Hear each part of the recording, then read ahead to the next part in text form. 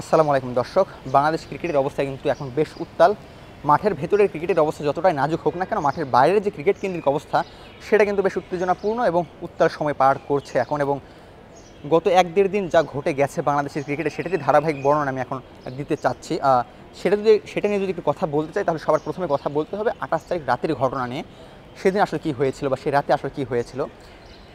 সেদিন রাতে ক্রীড়া উপদেষ্টা আসিফ মাহমুদ সজীব ভূঁইয়ার সঙ্গে বিসিবির সভাপতি ফারুক আহমেদের একটি মিটিং হয়েছিল এবং সেই মিটিংয়ের অবস্থা বা সেই মিটিং সম্পর্কে কিন্তু বাংলাদেশ জনগণ থেকে শুরু করে সবাই জানতে পারে 29 তারিখ সকালে, যখন বাংলাদেশের একটি জাতীয় দৈনিক কালের কণ্ঠ খবর প্রকাশ করে, যেখানে তারা উল্লেখ করে যে বিসিবির সভাপতির সঙ্গে ক্রীড়া উপদেষ্টা 28 তারিখ রাতে একটি বৈঠক করেন এবং সেই বৈঠকে ক্রীড়া উপদেষ্টা থেকে বা ক্রীড়া পরিষদ থেকে বিসিবির সভাপতি ফারুক আহমেদকে জানিয়ে দেওয়া হয় সরকার বিসিবির সভাপতি হিসেবে ফারুক আহমেদকে আর চাচ্ছে না, অর্থাৎ তারা চাচ্ছেন বিসিবির সভাপতি ফারুক আহমেদ যেন পদত্যাগ করেন।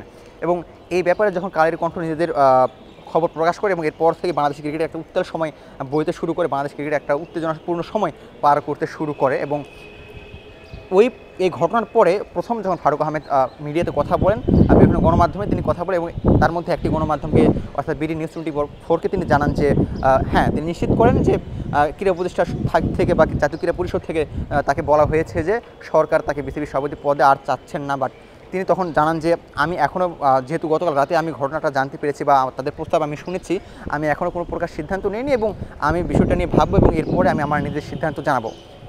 ঘটনা এই পর্যন্ত যদি থাকতো তাহলে তখন পর্যন্ত ঠিকই আসলে ছিল। বাট এর পরবর্তী অবস্থায় অর্থাৎ গতকাল দুপুরে তিনি বাংলাদেশের আরেকটি পত্রিকা প্রথম আলোকে বা আরেকটি মিডিয়াম প্রথম আলোকে তিনি জানান যে তিনি আসলে পদত্যাগ করতে চাচ্ছেন না। অর্থাৎ তিনি প্রথম আলোকে বলেন যে তাকে আসলে অন্যায়ভাবে বিসিবির সভাপতি পদ থেকে আসলে বাদ দেওয়া হচ্ছে এবং তিনি মূল কারণ, অর্থাৎ তাকে আসলে কেন সভাপতি পদ থেকে বাদ দেওয়া হচ্ছে বা কেন আসলে সরকার চাচ্ছে না তিনি আর সভাপতি পদে থাকুক, সেটার মূল কারণ না জানলে বা সেটার যৌক্তিক কারণ না জানলে তিনি আসলে সেই পদ থেকে পদত্যাগ করবেন না। এবং এরপরে আসলে ঘটনা আস্তে আস্তে বাড়তেই থাকে এবং ঘটনা আস্তে আস্তে আরও বেশি আসলে উত্তেজনাপূর্ণ হতে থাকে। কিন্তু ওয়ালটন আবারও মিলিয়নিয়ার অফারে ওয়ালটন ফ্রিজ কিনে আপনিও হয়ে যেতে পারেন মিলিয়নিয়ার। বিসিবি সভাপতি থেকে এই ধরনের প্রতিক্রিয়া আসার পরে গতকাল রাত 11টার দিকে আরেকটি ধামাকা আসে বাংলাদেশের ক্রীড়াঙ্গনে বা বাংলাদেশের ক্রিকেটাঙ্গনে।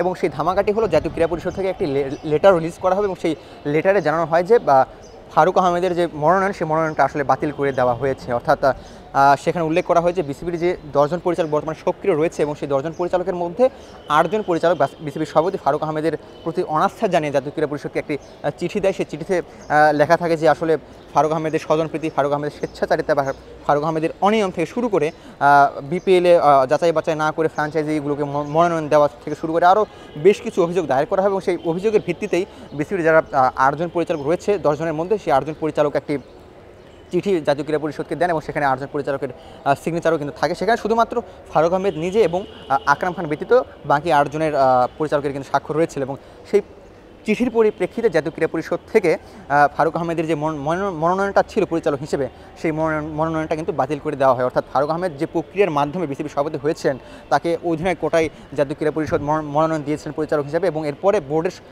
নির্বাচনের মাধ্যমে, বোর্ডের যারা পরিচালক রয়েছেন তাদের নির্বাচনের মাধ্যমে কিন্তু ফারুক আহমেদ কিন্তু বিসিবিতে সভাপতি হিসেবে কিন্তু নিযুক্ত হয়েছিলেন।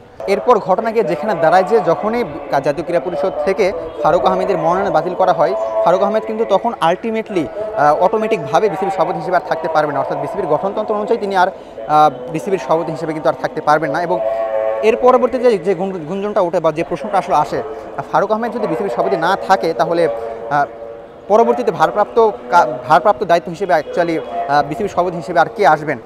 গতকাল থেকে যে বাংলাদেশের গণমাধ্যমে গুঞ্জন ওঠে যে জাতীয় ক্রীড়া পরিষদ চাচ্ছেন বাংলাদেশের প্রথম সেঞ্চুরিয়ান, টেস্ট সেঞ্চুরিয়ান এবং বাংলাদেশের সাবেক অধিনায়ক আমিনুল ইসলাম বুলবুলকে বিসিবির ভারপ্রাপ্ত সভাপতি হিসেবে নিয়োগ দেওয়ার জন্য তারা চাচ্ছেন। এবং আমিনুল ইসলাম বুলবুল বর্তমানে কিন্তু আইসিসিতে এশিয়ান অঞ্চলের ডেভেলপমেন্টের ম্যানেজার পদেও কিন্তু কাজ করছেন এবং তিনি নিজেও নিশ্চিত করেছেন যে আসলে বিসিবি থেকে বা জাতীয় ক্রীড়া পরিষদ থেকে তাকে আসলে একটি কাজের জন্য প্রস্তাব দেওয়া হয়েছে, যদিও সেটা তিনি বলেছেন যে বিসিবির সভাপতি হিসেবে আসলে তাকে সেই প্রস্তাবটা দেওয়া হয়নি, বাট সেটা আসলে গতকালের ঘটনা। বাট এরপরে যেটা ঘটে যে জাতীয় ক্রীড়া পরিষদ নিজেদের কোটার ভিত্তিতে বা নিজেদের কোটার বলে আমিনুল ইসলাম বুলবুলের জন্য কাউন্সিলরশিপ মনোনয়ন দেন এবং সেই মনোনয়ন কিন্তু অনুমোদন ইতিমধ্যে দিয়ে ফেলেছেন বাংলাদেশের ক্রিকেট বোর্ডের যিনি সক্রিয় যারা আসলে পরিচালকরা রয়েছেন, তারা কিন্তু আমিনুল ইসলাম বুলবুলকে জাতীয় ক্রীড়া পরিষদের যে মনোনয়ন যারা যারা জাতীয় ক্রীড়া পরিষদ যেটা দিয়েছিলেন তাকে কাউন্সিলর হিসেবে, তারা কিন্তু সেটা অনুমোদনও করেছেন। ফলে ধারণা করা যাচ্ছে যে হয়তোবা খুব শীঘ্রই বিসিবির সভাপতি হিসেবে